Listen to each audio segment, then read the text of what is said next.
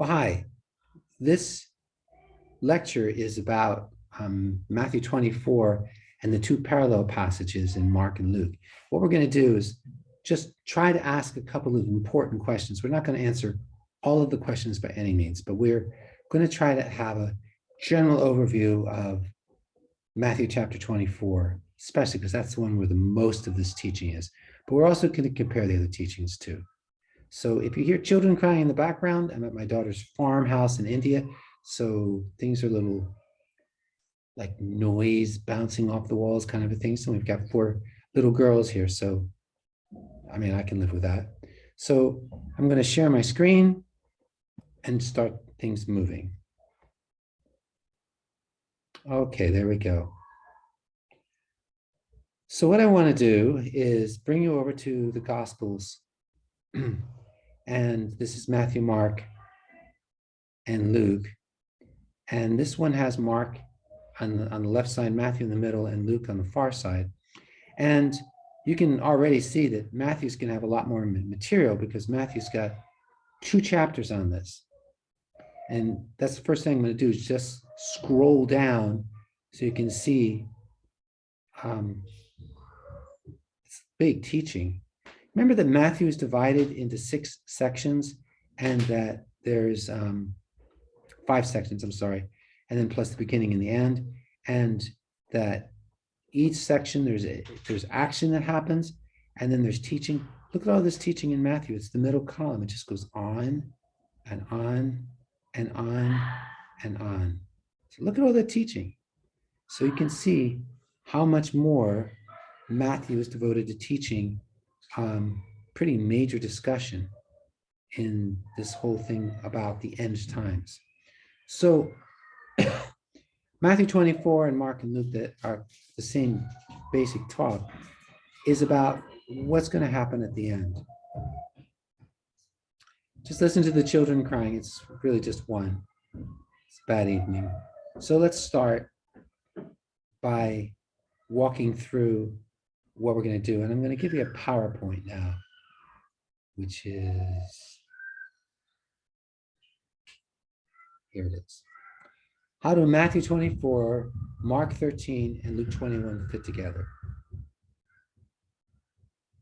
So here we have what is, in my opinion, the key verse in these 2 chapters of Matthew, as well as Mark and Luke.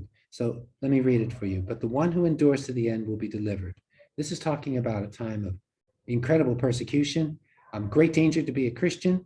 It's a time where we'll be hated by all nations, not just by a religious group, but by all nations. They will hate us, and they'll hunt us down. Father will turn against sons, and mothers against daughters, mothers-in-laws against daughters-in-law, husbands against wives. It's going to be a time of incredible persecution, incredible betrayal, and many people will fall away from the faith. And so Jesus says, after he's described some of that, he says, but the one who endures to the end will be delivered. And notice in Mark, it's, and you will be hated by everyone because of my name. But to the one who endures to the end will be delivered. By your endurance, you'll gain your lives. Now, I'm just going to throw this in as sort of an explanatory aside, just so that you know that when he talks about enduring to the end, the people who call themselves Christians, but give in to the pressure of jobs, the pressure of buying and selling, the pressure of persecution, and they give into that and they worship the beast. And a part of worshiping the beast apparently is taking a mark on your head or in your hand. Some people say that's symbolic. Worshiping the beast is not symbolic though. And that means you're going to do something that is going to exalt the beast, who is the Antichrist. Should have explained that. The beast is the Antichrist.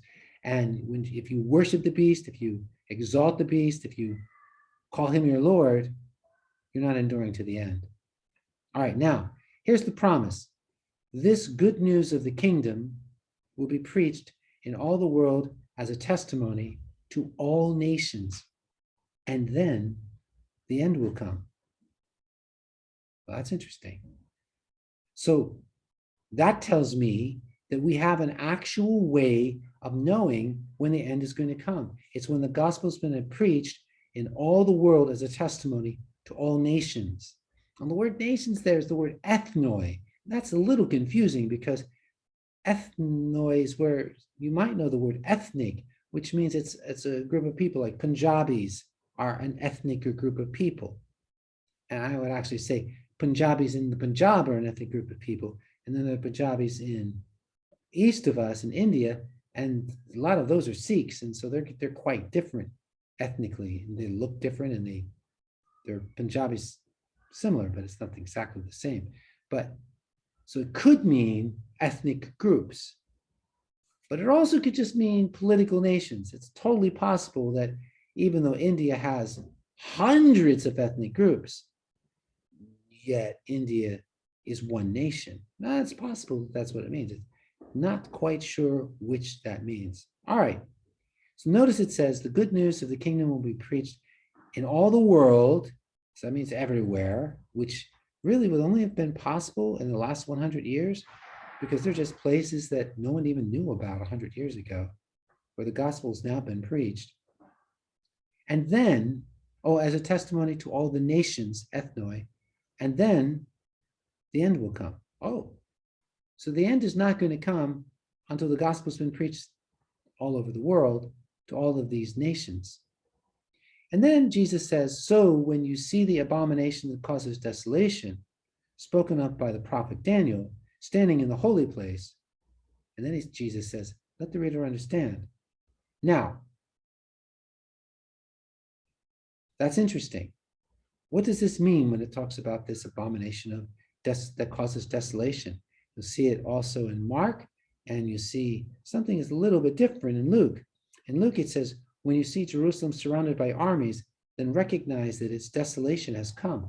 That's a different situation than we see in Matthew chapter 24. Let's move on. What is this abomination of desolation? Well, it's actually taken from the book of Daniel, the Old Testament. Daniel, who prophesies a lot about the end times, says, he, and this he here is the Antichrist, he, the Antichrist, will make a firm covenant. A covenant is a treaty, a political treaty, probably, with many for 1 week. But in the middle of the week, he, the Antichrist, will put a stop to sacrifice and offering. And the abomination of desolation will be wait a minute, that's what we just saw in Jesus. Jesus just said that.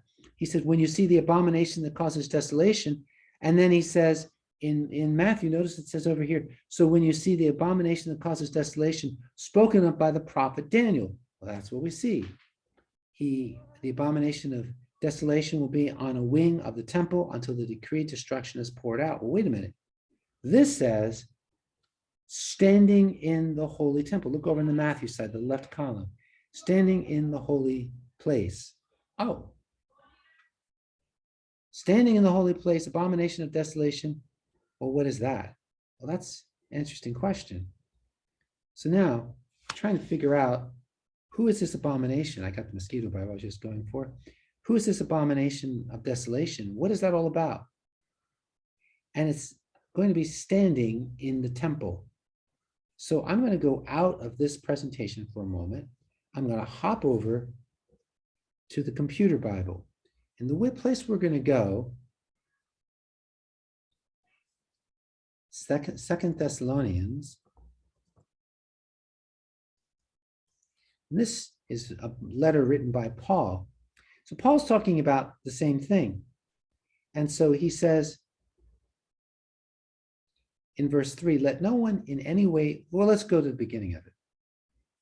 Now we request you, brethren, with regard to the coming of our Lord Jesus Christ and our gathering together to him, you not be quickly shaken from your composure or be disturbed either by a spirit or a message or a letter, as if from us, to the effect of the day the Lord has come. Let no one in any way deceive you, for the day of the Lord will not come until the falling away, the apostasy, comes first, and the man of lawlessness is revealed, the son of destruction, who opposes and exalts himself above every so-called God or object of worship, so that he takes his seat in the temple of God, displaying himself as being God. That sounds an awful lot like what we saw in Matthew chapter 24, that the abomination of desolations would be standing in the temple. And here he says that the son of destruction, the man of lawlessness, in verse 3, who opposes and exalts himself above every so-called God or object of worship, so that he takes his seat in the temple of God, displaying himself as being God. That's the abomination of desolations, that the Antichrist is going to enter into the temple, and he is going to take his seat in the temple and declare himself to be God. Wow. Okay. So that's kind of an eye-opener of what this abomination of desolations is. So let's resume where we were. Now, who were the people of the coming prince? Let me show you this verse again. It says,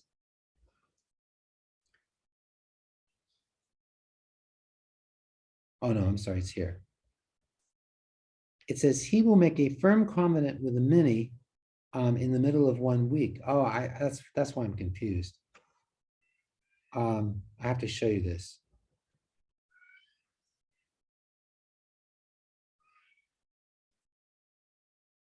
Okay. So go back to Lagos.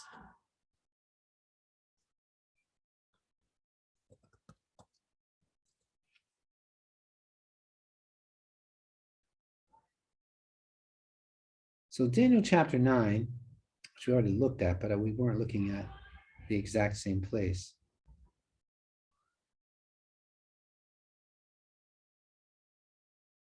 Okay, here we are in verse 26. Then after 62 weeks, that's talking about actually 62 times 7 weeks, the Messiah will be cut off and have nothing. And the people of the prince who is to come will destroy the city and the sanctuary. City and the sanctuary is talking about the temple and the city of Jerusalem. And it says that's going to happen after the Messiah has been cut off.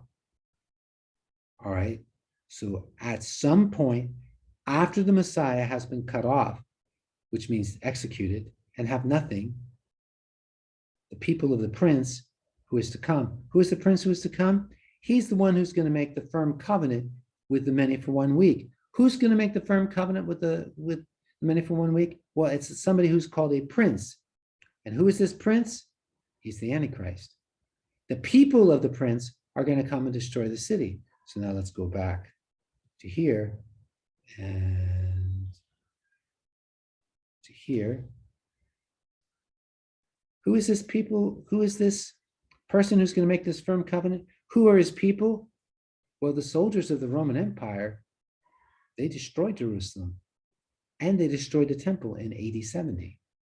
So the people of the prince are the soldiers of the Roman Empire. The Roman Empire destroyed the city of Jerusalem in AD 70. The Jews rebelled another time after that in 132 AD, and they were defeated finally and forever in 135 AD. And in this rebellion, the city of Jerusalem was leveled to the ground, and a new city was built on top. And all of this was done by Rome. Like, here's what I want you to see. The nation of Rome, those are the people who belong to the Antichrist. So I think the Antichrist is going to come from Europe. Who is this prince who is to come?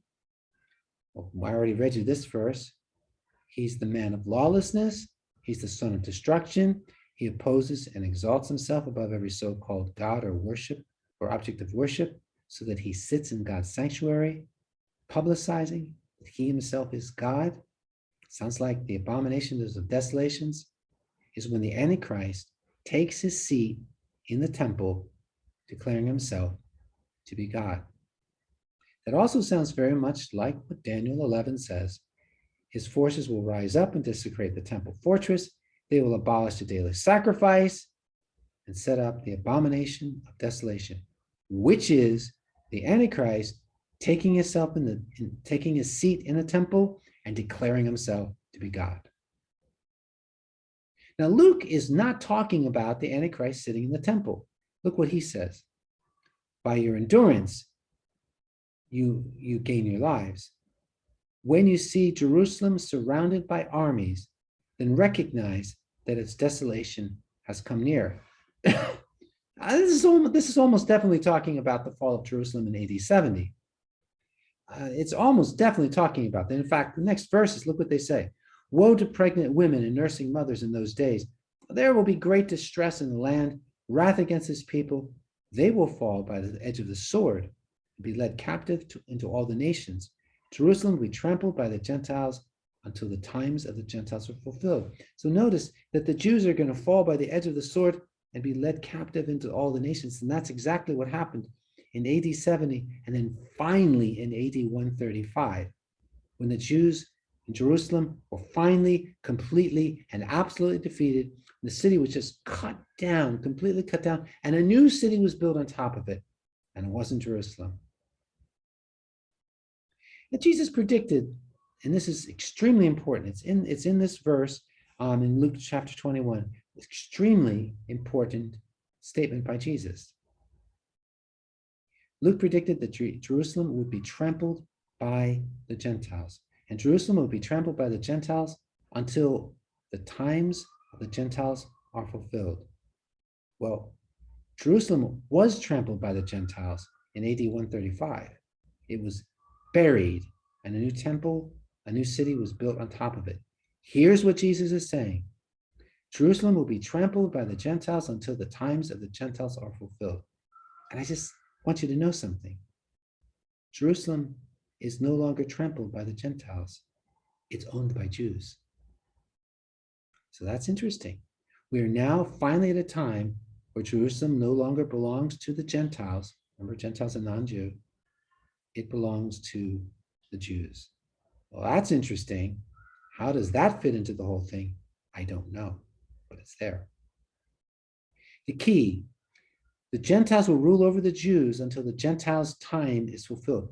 And what is the Gentiles' time? Well, let's see if we can figure it out. It says here, until the times of the Gentiles are fulfilled. We've already said that. What does it mean? Well, Paul tells us, so that you will not be conceited, brothers.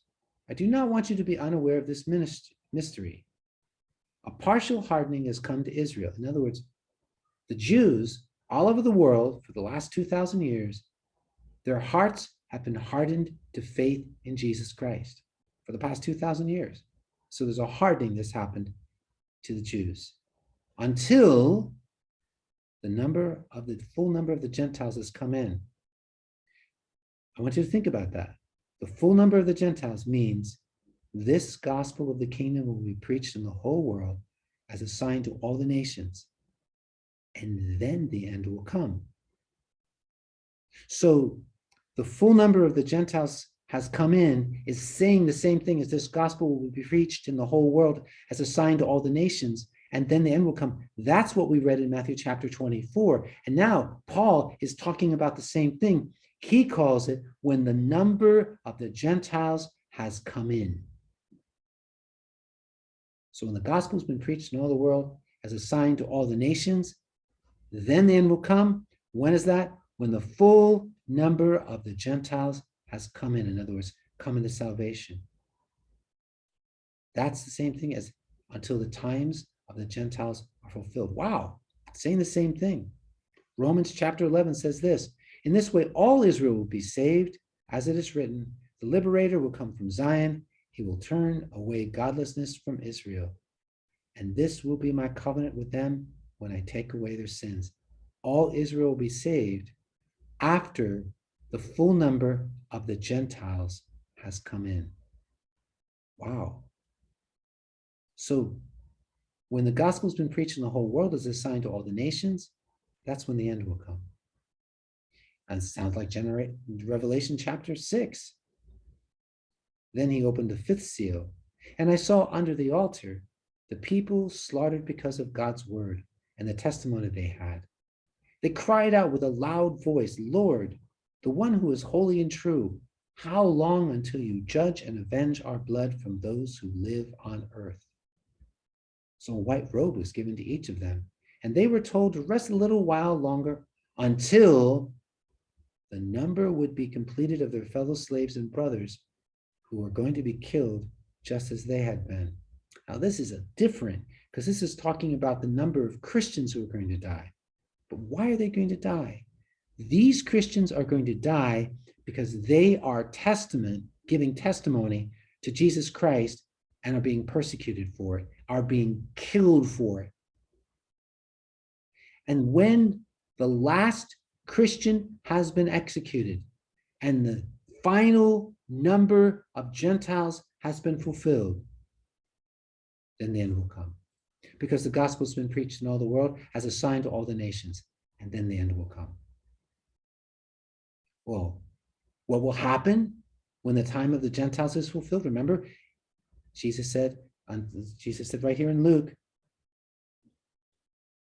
until the times of the Gentiles are fulfilled, Jerusalem will be trampled by the Gentiles until the time of the Gentiles are fulfilled. And that's crazy because Jerusalem is no longer trampled under the foot of Gentiles. It's held by Jews. Jews now have their own country. So then that brings us to this, when is this going to happen? Well, on that day I will set out to destroy all the nations that come against Jerusalem. This is Zechariah. Then I will pour out a spirit of grace and prayer on the house of David. Wait a minute. When the time of the Gentiles is fulfilled, God's going to set out to destroy all the nations that come against Israel. Because guess what's going to happen? When the time of the Gentiles has been fulfilled and the last Christian has been executed, so that that's all fulfilled, because not only is it that the Gentiles who are going to be saved will be saved, but it's also that the Christians who are witnessing, who are executed for their faith, the last Christian will be executed, the fullness of the executions has happened, then God will pour out a spirit of grace and prayer on the house of David. That's Jews. The residents of Jerusalem, those are Jews. And then they will look at me whom they pierced. The Jews are going to look at Jesus, whom they executed. And they will mourn for him as one mourns for an only child, and weep bitterly for him as one weeps for a firstborn.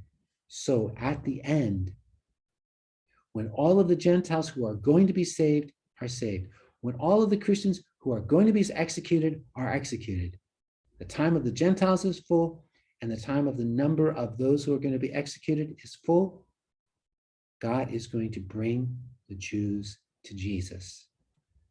And they're going to look at Jesus whom they pierced. They're going to mourn for him as one mourns for an only child, and they're going to weep bitterly for him as one weeps for a firstborn. And of course, he's the firstborn son of God.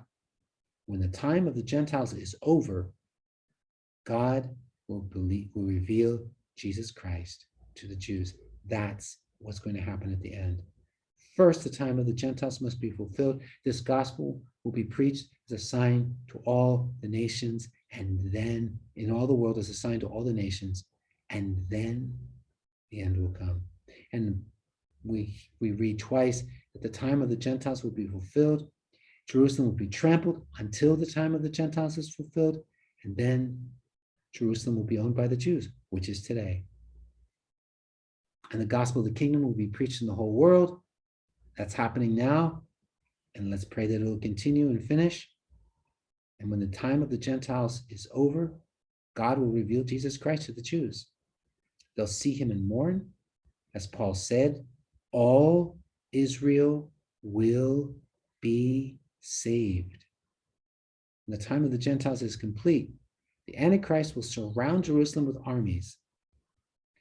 By the way, that's not really a part of this lecture, but just so that you understand, the Antichrist is going to be a military leader. He's not going to be like Bill Gates. And people say Bill Gates is the Antichrist. No, the Antichrist is going to be a military leader. People will say about the Antichrist, who is like the beast who wages war the way he wages war. It's not about computer geniuses. It's about somebody who wins military battles. Speaking of which, Zechariah 14, I will gather all the nations against Jerusalem for battle. See, the Antichrist is going to be organizing all the nations to come against Jerusalem. The city will be captured. The houses will be looted, the women raped. Half the city will go into exile, but the rest of the people will not be removed from the city. Then Yahweh will go out to fight against those nations as he fights on a day of battle. So it's going to be a gruesome battle, and lots of people are going to die or go into exile, but not everybody. Half the city will remain, and then the Lord will go to battle for them. On that day, Yahweh will be king over all the earth, Yahweh alone, and his name alone. All the land from Geba to Rimmon, south of Jerusalem, will be changed into a plain, but Jerusalem will be raised up and will remain on its site from the Benjamin gate to the place of the first gate, to the corner gate, to the tower of Hananel, and to the royal wine presses. Is that talking about 70 AD, what we just read there? No. This part is in 70 AD. They will fall by the edge of the sword and be led captive into all the nations, and Jerusalem will be trampled by the Gentiles until the times of the Gentiles are fulfilled. That is going to happen in AD 70. But at the end, spirits of demons performing signs who travel to the kings of the whole world to assemble them for the battle of the great day of God the Almighty, that's the end times. These will make war against the Lamb, but the Lamb will conquer them because he is the Lord of lords and the King of kings. Those who are with him are called, chosen, and faithful. That happens at the end. Then I saw the beast, the kings of the earth, and their armies gathered together to wage war against the rider on the horse and against his army. That happens at the end. So what do we see from all of this? When we look at what we've seen here in this very difficult to understand passage, as we go through all of these things that are going to happen, the most important thing to recognize is verse 14. This gospel of the kingdom shall be preached in the whole world as a testimony to all the nations, and then the end will come. And you will see the abomination of desolation, which was spoken of through Daniel the prophet, standing in the holy place. Let the reader of Daniel understand. And those who are in Jerusalem must flee to the mountains. So what we see here is a picture of what happens first in AD 70, but the fullness of it doesn't happen until the Antichrist comes into the temple, he sits in the temple, and he declares himself to be God. That hasn't happened yet, but it's going to happen. And so Matthew chapter 24, Mark chapter 13, and Luke, let's see what Luke chapter, I think it's 21. Luke chapter 21, they're all talking about two events that are going to happen. First event is AD 70, when Jerusalem is destroyed by the Roman army. Luke really talks about that the most, but Jesus also talks about it. But Jesus then also talks about what's going to happen at the end. And so we have both going on in this chapter. I hope this has made sense to you. The purpose of understanding this is because Jesus himself told us that when the fig tree leaves are tender, you know that spring is coming. So also you should know when you see these things happening, that the end is at hand. Okay, so I hope that's been helpful. And if you have any questions, we should talk about it.